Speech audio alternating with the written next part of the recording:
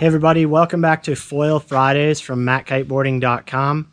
Today I'm here to tell you about an exciting new kite from Slingshot for 2021, and that kite is the UFO strutless foiling kite.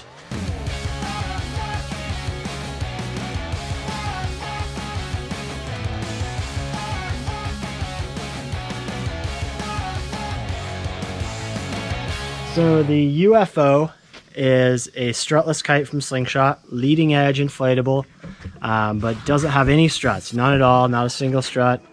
So just that leading edge bladder, very simple, extremely lightweight.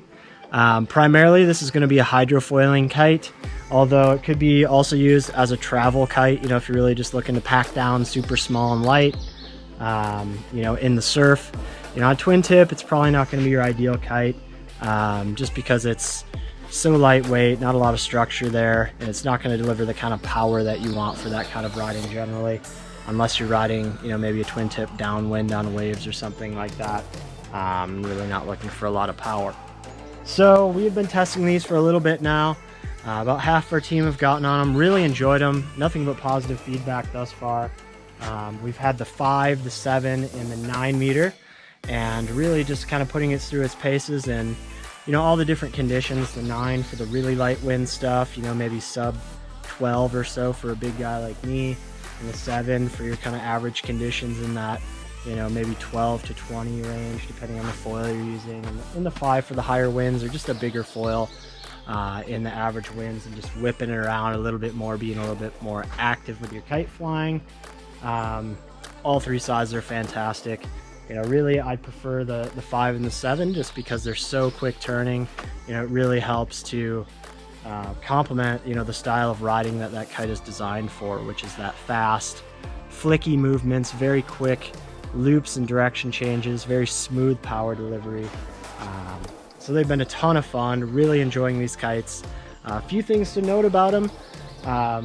You know, it should be pretty simple, I guess, but these kites are made out of a single strand lightweight ripstop. It's the lightest weight ripstop made, and that helps them be really, really lightweight. These are, you know, like half the weight of a comparable kite with struts, you know, even like 30% lighter than any of the single strut kites we have. So they're extremely light.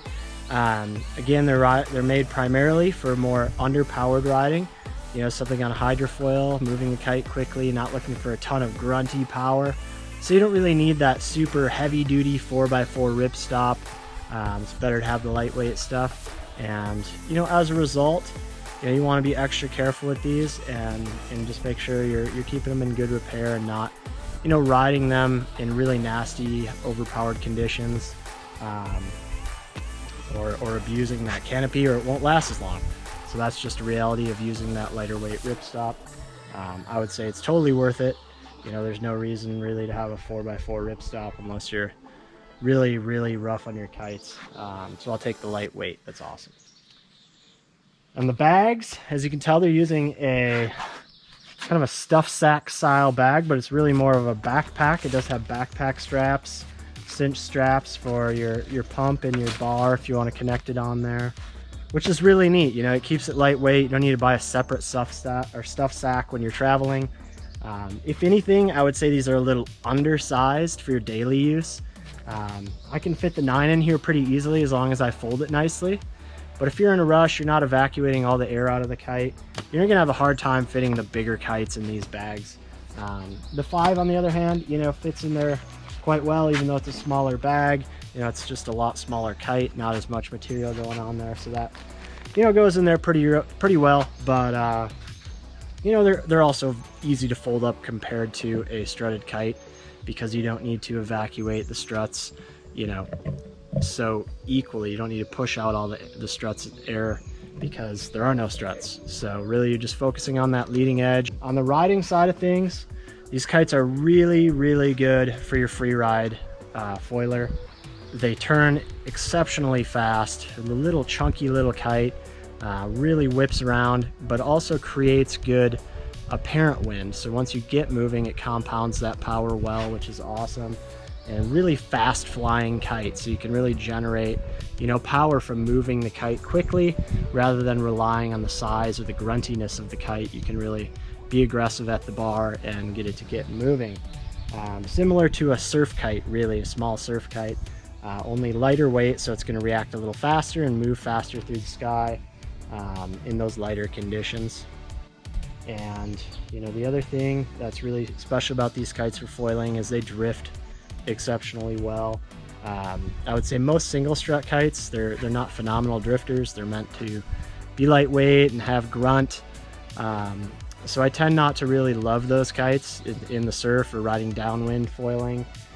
You know, really they're more of a means to an end, you know, to have a lighter weight inflatable kite, but they're not going to perform in the same way that surf kites do. The UFO, on the other hand, is more of a surf kite that's strutless. So it's going to turn really quick. The power delivery is very smooth and uniform. You can loop that kite and whip it around without any real danger of getting yarded or too high of power spikes. You know, it's very controllable and makes you confident with those kite movements when you're whipping around on a foil. And really, you know, very intuitive for somebody that's used to surf kites as well. So these are really special kites. The pricing is quite phenomenal. The last thing to note about these, you know, wouldn't necessarily recommend these to a beginner kiter or a beginner foiler. Primarily the reason for that is that the relaunch is a little bit more challenging. What you're looking for really is adequate wind for the relaunch, like any kite really. You can relaunch these in less wind than a heavier kite, but it requires more finesse. You want to be careful not to drop the kite on the trailing edge because it's more challenging once it drops in that position to get it again in a position to relaunch from the leading edge. What you really want to do is start them leading edge down and roll them onto the wingtip and take off. In an ideal situation, you know, you really can't reverse relaunch them very easily because there's no struts to support that backwards flying. So when they take off backwards, they tend to go up, you know, maybe 5 to 10 feet, and they kind of collapse because there's nothing to support that backwards flying shape. So, you know, you sometimes can get them to kind of back up and quick turn up, but really they're best relaunched from the wingtip just by pulling in an outside steering line. If you do happen to get them trailing edge down and you're flooding the canopy, the best thing to do is try to get a center line, one of your front flying lines, and pull that in to get it to turn around. And usually that'll allow it to kind of catch wind and flop over sideways, and then you can get it to leading edge down position again.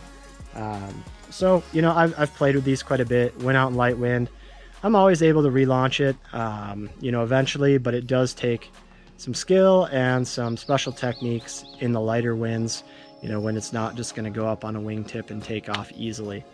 So get out there and practice in some shallow water if you're looking to do that. Perfect those techniques, and, you know, of course, go in an area where you're confident riding and potentially having to swim in, at least until you're comfortable with that. So that is the Slingshot UFO, their new strutless kite for 2021. We're really excited about it. The packability, the portability, the foiling performance on these things are amazing. And the price, you know, really it's like getting a kite on sale with the prices we have on these things. So it's a great way to build your quiver and a great way to get a phenomenal kite for foiling, you know, with a limited budget. So if you guys have any questions, be sure to put those in the comment section below. Hopefully you enjoyed this video. Hopefully you enjoyed those riding clips that we're going to put in there for you. And as always, share with a friend, subscribe to our channel for more unique and fun content. This has been Tucker with Matt Kiteboarding, and we'll talk to you next time.